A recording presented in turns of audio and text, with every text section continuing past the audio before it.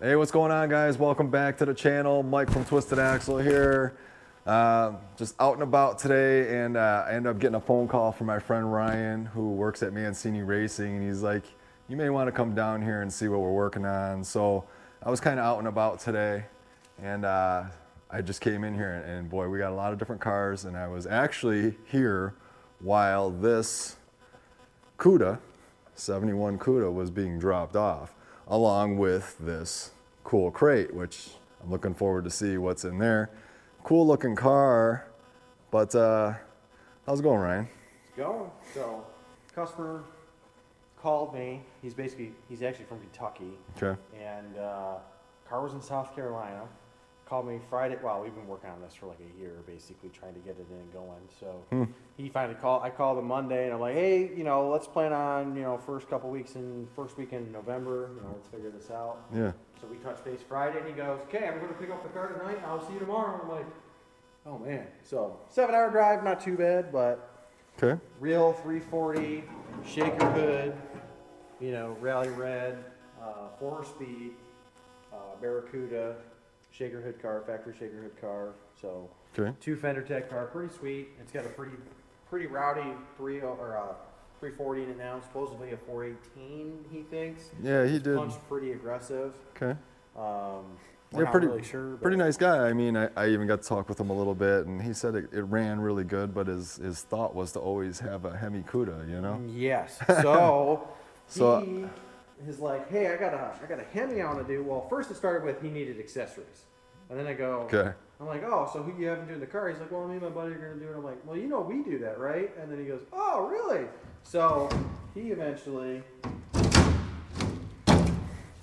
gets this crate motor. Yeah, I guess you need to. But Okay. all aluminum, 540 cubic inch. Ray Barton. Ray Barton Hemi. Wow. Dyno sheet said 692 horsepower and 666 foot-pounds of torque. Okay. With this intake, these carbs, and then their fuel system, obviously. But Okay, yeah, a little bit of a lower rise intake here. So. yeah, more stockish. Just Yeah. it's actually a factory intake, mainly because of the shaker hood. You can't go crazy, so we're gonna have to do a little bit of Yeah, that tricky makes work to sense. get it going. But Boy, that's pretty, man. all aluminum Hemi. It's gonna be quick. So Wow. we gotta change the oil pan on it because it's got like a weird, more of a dyno pan on it. All right, so you had a pretty rowdy stroke, probably 340 in there, but now you're going to go up a couple hundred horsepower, right? So I'll probably double. it's going to be a lot, man. So I mean, he's going to have to do some chassis type of So it's strengthening and probably torque boxes, most likely subframe connectors. We're gonna have to go through and fix a lot of things just because it's a good driver, but it's not 666 foot-pounds of torque ready. So yeah. so we'll definitely get it going and Okay, I get it see. to where he I can see. We drive. had a few fellas crawling around inside there a little bit. So like there's a big bunch of cobwebs in the car. Supposedly Yeah. he hasn't touched it in a few years. Yeah, So yeah. something happened. Second gear synchronizer's gone bad, and the engine doesn't want to run. Okay. So Cool plate N96 there. yeah. I mean, it is a really nice car. Obviously, it's been sitting for a while, so it's pretty dirty. Yeah. 4-speed car. Basically a barn find at this point. For Yeah. lack of better terms, but. But So all the 71 CUDAs, did they come with the rear spoiler? that was an option. So this is what they call the gull wing, Okay. and then we don't have any gull wings here. But the gull wing gotcha. basically it profiles different. A lot of Dusters kind of have that one, right? Yeah, so like most of your 71 B bodies or all your 70 cars will always be gull wings. Gull wings were more of a 71 thing. I want to say Kent's car is a go wing, Okay. if I remember correctly. All right. So I know you guys on the page or on YouTube here have seen a lot of the different videos and things, but I want to back up for a second because you've probably bought parts from Mancini and things like that, and seen a lot of stuff from them. But this endeavor is pretty new, right? And Mancini Racing is actually across the street. Yes. Their parts facility, if you will. But now this is more of a, I don't even want to call it a restoration, but you guys do service, obviously. It's shop. So anything. Okay. you need me to do anything, we'll do it. You know, so Okay. it's just a mechanical shop at the end of the day. I mean, we'll do some body work, not necessarily paint and body, because there's too many talented painters around here, like our buddy Steve and some other people. It really so. is incredible how many people we know within 10 miles of here Oh, yeah. that can do like some killer work, right? Yeah, so we'll be getting to like maybe some metal work, some patches. Like this car will get torque boxes welded in, some other Okay. stuff. We got to do some rust repair on the orange car up front. But Yeah. it just really kind of depends on what it is. But it's mainly all your drivability stuff. Like for instance, this red Charger, customer had a fender bender, needed a fender repainted. The body shop took the car in, painted it. We're dealing with some issues. Body shop had the car for long periods of time. Sure. Car was apart for many years. So unfortunately, we're missing a few moldings. They are very rare to find, so we've been struggling finding them. We think we found the majority of them. Okay. So I'll hopefully have this car back to the customer for spring. So 66, right? 7, I'm pretty sure. I think. I'm not really sure on these. Actually, I want to say because the molding on the top, and then it probably has a full console, maybe. No, it doesn't. So I'm pretty sure this is the 67 car because 67. it's not the Yep, full center 67. console. You're right. So I'm See? bad with these cars. But That's okay. I make mistakes all the time, but I definitely love the Mopars. I love a little bit of everything, but my dad used to work for Chrysler for 40 years, so that's really all I ever drove. So that's kind of where I'm at in this whole thing. But Metro Detroit's very Mopar heavy also. Yeah. But we're not just specifically Mopar loyal. Like if somebody's Yeah. got more, anything. Like I mean, Okay. I've had newer trucks in here, newer cars, older stuff, Mustangs, Camaros. We don't really care. Yeah, you know what? You did have a Mustang in here pretty recently. Yes, right? yeah, we had a '69 Mustang that was actually Okay. a friend of a friend's. Funny thing is, his nickname was Duster Dave. I've known Okay. him as Duster Dave for a million years. But Gotcha. that was the car he had from Vietnam. But this is, we'll work on. Mainly, we're heavy Mopar because of the website and everything. Yeah. And a lot of our friends in the area and stuff are all Mopar heavy. But So the Detroit Performance Center, right? Or is that what it is? Right? yeah, so DPC. so DPC/MRE/DCI, I think it is, or DCE or something. We have 3 different companies for the different variations of brands. The DPC was more for Ford and GM specific manufacturing stuff because we are actually a manufacturer for Mopar. So we actually sell them parts. We buy Okay. parts through them. So we have Gotcha. our own dealer code. We can do licensing, so we make our own parts. We supply parts, kind of thing. Okay. All right. So we can use any Pentastar or anything licensing wise. But yeah, even a lot of the local guys, you want an AN fitting or you need different fluids Yeah, or whatever, you yeah. can definitely come in and Yeah, right in the showroom, right? Yeah, so like some of the showroom is still heavily Ford and Chevy because the whole warehouse is all Chrysler. So that's the biggest thing. But Gotcha. like our buddy Jack, he's a GM guy, now he switched over to the Mopar. So he was coming in for years Right on. buying Chevy stuff, but now he switched over. But So super cool. I mean, this shop's like in my backyard, and so I stop up here quite a bit. I am not affiliated with Mancini, but they're all my friends. But yeah. maybe you can run me through all right, so what do we got here, right? Let's take a look at some of these cars. Customer car, I've known him for a long time. He's actually a scraper guy at the old shop when I was working over there. But he's got a few cars. You've seen probably a 71 CUDA on the channel, 73 CUDA. Sunroof. It's got some weird funky taillights on it. Okay. Kind of more retro custom, like mint green. But so he bought this car a few years ago. It's got an Indy cylinder head package on a 440, 4-speed. Okay. Basically a drag car. Yeah, so I noticed the skinnies and then also the Borla exhaust coming out the side here. So Yeah. this one, It's pretty rowdy. So it's got fender cool car. well headers in it, no heater system, no wipers. Lighten up the front end. Yeah, what do you need all that Good. stuff for, right? Yeah, right. So Okay. it's a fun car. So we're just kind of do some drivability. 440, Gas gauge okay. wasn't working, and some small stuff. Gotcha. Now this car I've seen kind of getting moved around from place to place, and it's been around a little bit, painted for a little while, right? Yeah. So it was painted here locally. Funny enough, actually, I was part of the paint process at the old shop. But so Okay. Mancini shop car. This car will be for sale once we're all finished with it. It is a factory. I think this is B1, B3, or Q1 or something like that. I have to look at the tag and see. But this is the original color of the car when they Yeah. originally bought it. Not the original engine. It was originally, I think, a small block car. Okay. Now it's got, I think this engine came out of an Imperial, but it's got a 4-speed in it, QA1 front suspension, rebuilt 4-speed. Was an actual, well, it is a 2-door post car, factory, light tan seats with dark tan interior. So it is a little weird. Yeah. Now we're going to put like black headliners in it. You know, it's got black carpet in it just because the correct carpet was back ordered for a while. So, but this car will go through and get like all just finished up. Either that or it is for sale for right now. If someone's looking for a good project that's like, I'd say 80% of the way there. Most of the glass in it. We've got the glass and some of the trims. I just got to get new door panels and some other stuff for it. But it is a nice car. they can't, anybody that's looking for a car, good project car, this is for sale. If they're looking for one. If not, it'll be for sale once it's done. Boy, I'm definitely not good with the different colors and the codes and all that, but Bell Cars really is. Yeah, so. Because that's B1 there, right? Yeah, so this is, so all the years it changes. So they're all, so like, for instance, like, this would be considered. We're talking names now, not necessarily color itself. Yeah, so like the color code dictates what the color name is.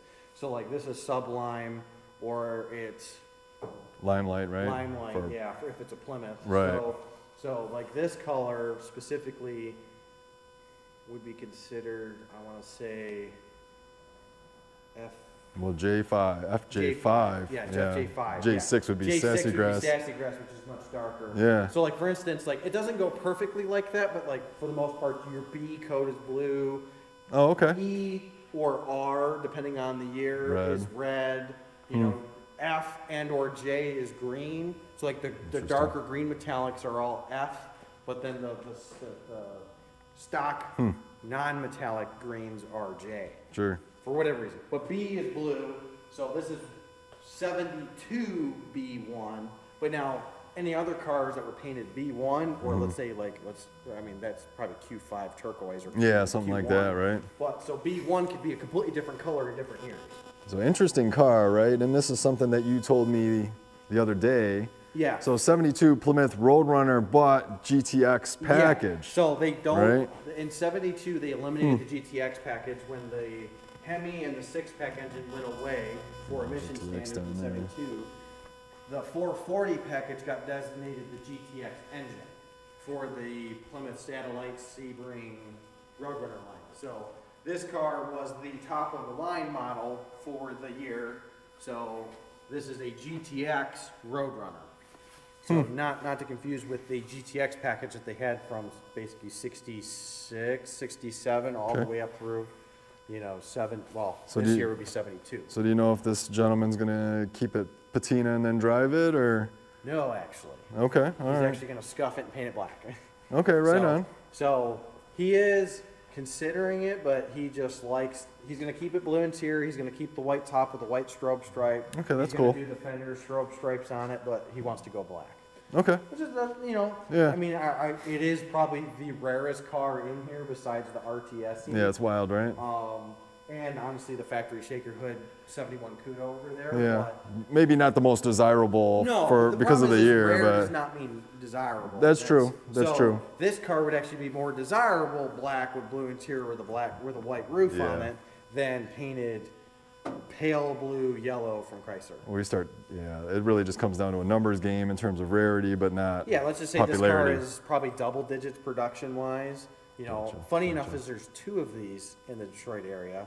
The other car is painted like our buddy Kent's car, where it's EV2 with Halloween interior, but it's a 72 Roadrunner GTX, but it's actually B1 blue interior, white top.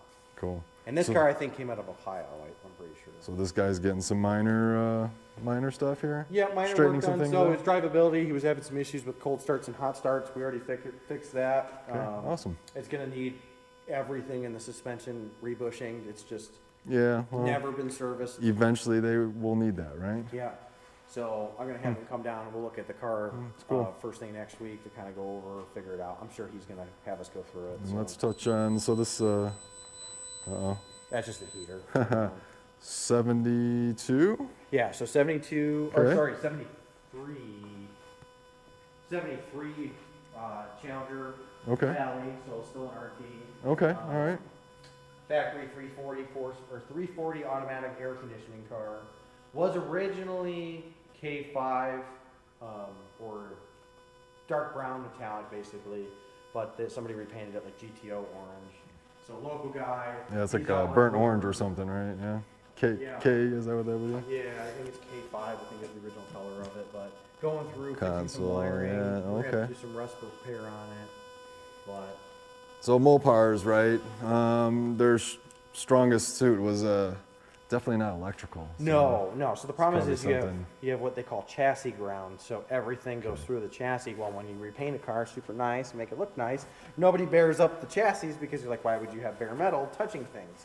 Well, you have to ground the stuff. So Yeah. So like this car was here for an electrical fire, needed to have all the wiring redone. Okay. We've already fixed that. We're chasing down engine leaks right now. But I think even the gauge of wire was probably smaller. Way than, too small. So the you problem know. is now if you go to like a 100 amp alternator, Yeah. the wiring doesn't support it. Okay. But if your wiring sounds like cracked spaghetti when you move it, it needs to be replaced. Yeah. Well, I went with the one wire, but I also did check all my wiring on my cars. Yeah. But yeah, that's a Mopar thing. Needs to be corrected, and then a lot of people talk about bypassing the amp meter and everything. Yeah, that's just for more of a safety hazard. Like either that or changing it to a volt gauge instead, just because you don't want full alternator amperage going into the car. Gotcha.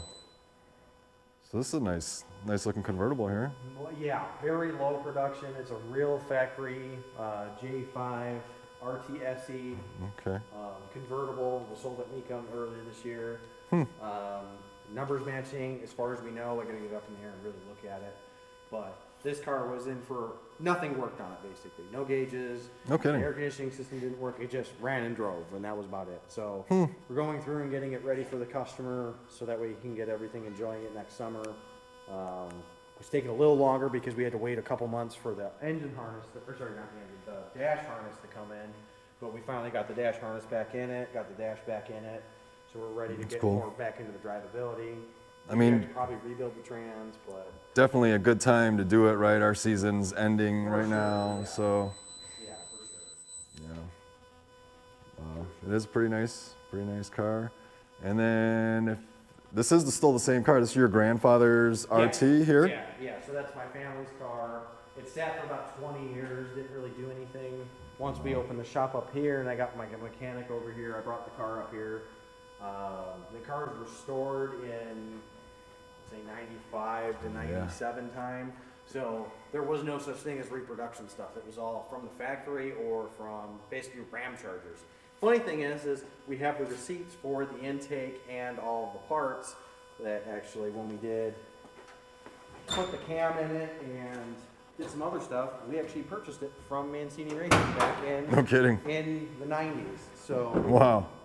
So we got Okay. the intake, the carb, the fuel line set, the valve covers, the cam kit, everything came from Mancini Racing in the 90s. Back in the- So now everything's kind of come full circle with me working here now, my dad Yeah. working here. So Yeah, Mancini's been around for a long time, since 1973. So 73. originally started off as a race team in the early 60s.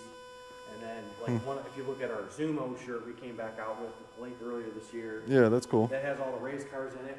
Mancini brothers were a factory race team, actually raced like HEMI Super Stock, the A12 cars, like all the stuff. I think they had a funny car at one point, ultra wheelbase stuff. Actually, That's cool. pretty successful race team. But eventually, the brothers wanted to go back racing. The one business partner bought them out and kept Mancini going as a parts warehouse. Wow. So, and here we are today. So you guys are doing some really cool stuff. Obviously, you're working on cool cars. So if somebody needed work, they could just go on Mancini.com and then They can reach email out to me you. directly, Ryan R. at Mancini Racing, or give me a call. My extension is Okay. 114, shameless plug. But No, I just mean, give me a call. We'll figure it out. Yeah. Give you a ballpark on what rough fixes will be, all the way up to you wanna put a 540 cubic inch yeah, aluminum this thing Barton is HEMI in it. This is gonna be wild, man. Or you want to do a Hellcat build, you want to do 392 Gen 3 swap, or as simple as I've got a 318 Dart, I just want to get it back running again, Yeah. all the way up to your Concours restoration stuff. So And so for the most part, like, I mean, if somebody can't find it, I mean, you know a lot of people, you have a lot of contacts, you could Yeah, probably so if they can't find it. it on our website, still call us. We could probably find it. You can either ask for me, Wes, or Darren. Any of us can realistically go through and kind of help you out as best we can. It just all depends on what's needed. I'm really hoping RT Specialties comes up with some clips that I need. I haven't seen those and they've been discontinued, but not a lot you can do sometimes when there's not a lot of numbers to produce something, right? Yeah, so we were talking about that the other day. It's production value of how many cars were built versus the need of the industry. Like for instance, this car. Somebody put aftermarket speakers in the rear seat, like the rear plastic housings. So like these rear seat panels, they put aftermarket speakers.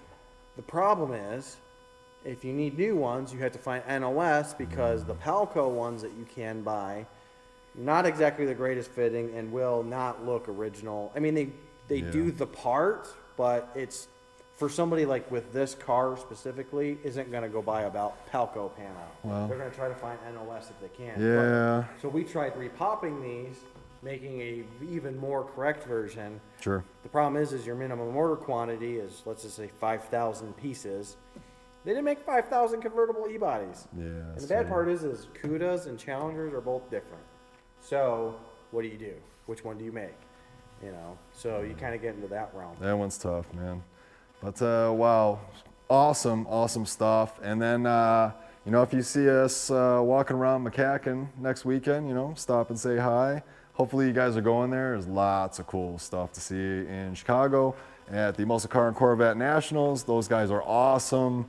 The Ashtons, they put on just a really great show, and whoever else is affiliated with that show. But looking forward to that. But boy, if you like the videos, hit subscribe. Really do appreciate it.